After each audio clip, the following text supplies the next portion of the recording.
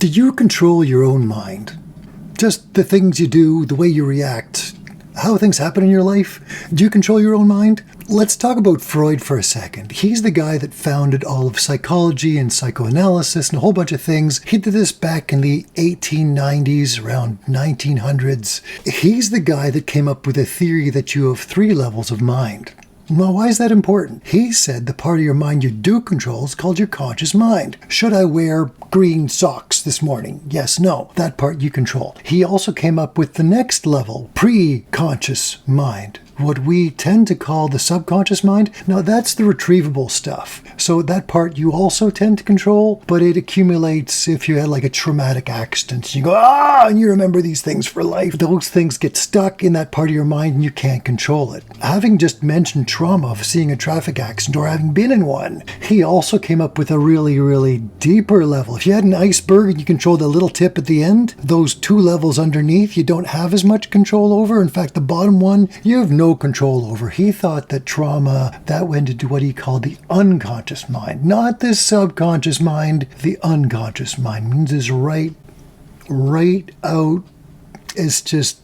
So these are the people who say, oh my God, I have anxiety. And you say, get a grip. And they just don't get a grip. You could say those people have an unconscious experience. According to Freud, should we believe in Freud? Should we invest in studies and look into Freud? He's got these cool big words and these really interesting concepts. He actually didn't do any science. He did what's called case studies. He would look at one person, and he's very interesting. He was the first classic German Jewish scientist, psychologist. He sort of set the stereotype. He was brilliant, considering all he did was no real science, just listening to people's stories. And he's the guy that set up this couch thing where he would take notes. Tell me about your childhood.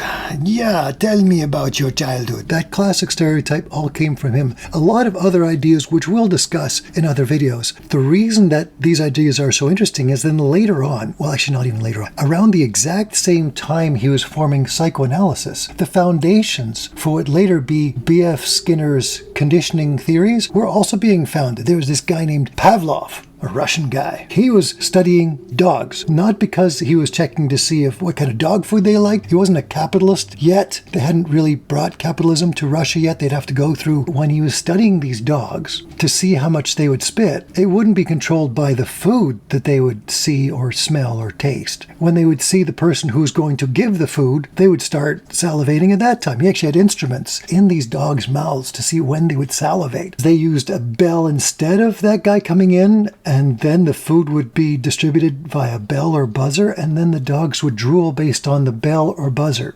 Dogs, they may or may not have a huge conscious mind, but this certainly does show that something like a bell controlling how much they would drool, this shows you in very, very clear and simple terms that we are kind of dominated by a process that we don't really control, and most of the time not even aware of. I bet if you take a person and you feed them regularly and you have a bell go off as they're eating, say you do it every time they're eating, eventually you could just ring that bell and they would wonder why they're so hungry.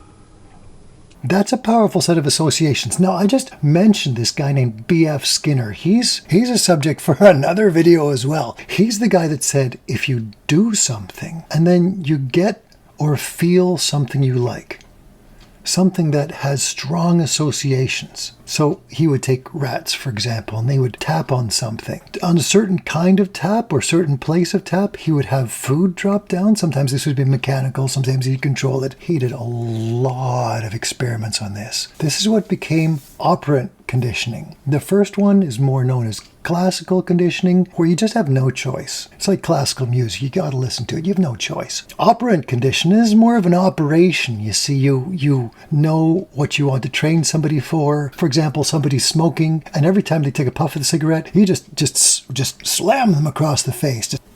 You will find, if you do this consistently enough, that person will definitely avoid you, especially when they're going to smoke. There, you thought they were going to quit smoking, didn't you? If only the human brain were that simple, there'd be a lot of people being paid to slap smokers around it. My point here is that there aren't just things that you don't control. There isn't just an unconscious mind theory. There's a lot of different kinds of proof for the different ways that your unconscious mind makes decisions. And how does this manifest itself into your world? When have you actually seen this? Can you imagine a young girl loses weight and she finds that when she loses weight, people give her more attention, they give her more power. Guys start treating her really well. She fits into clothing well. She looks like a certain image that she sees in magazines. It's a thing called Anorexia Nervosa. This means that at a certain point in time, she struggles to put weight on again. Don't get me wrong, there's a huge portion of this which is purely biological. Gut flora, when it gets confused, it can mess you up. Organs, when they start to shut down, it can really mess you up. Sleep schedules, estrogen levels, all these things, biology is huge. But another huge component they've found, if you are given enough nice things to do something to yourself that's kind of horrible, like starving yourself to death, at a certain point in time, you'll go into this bizarre tailspin, this weird slippery slope where it's hard to stop. We're talking about a girl who's young, adorable, and has everything to live for. This anorexia nervosa is just one example of a very, very simple situation which goes too far because of this unconscious mind. What I want you to have is a group of exercises you can do for 10 minutes a day, these 10-minute-a-day things, and you start putting that conscious wedge between you and your unconscious mind. You start moving that wedge over so it takes more and more your mind over. So you have less people hitting the gas pedal of anxiety and less people hitting the brake pedal of depression without control. Don't get me wrong, I'll be the first to suggest and one of the first people to admit there are portions of feeling relaxed and feeling energetic that are just fantastic. The problem comes when you no longer have control over it. And there's a huge amount of evidence which suggests maybe you're not even supposed to. But there's also a huge amount of evidence which suggests if you're clever, you can take control of it. Try this next video out. I would love it if you tried out my videos on depression.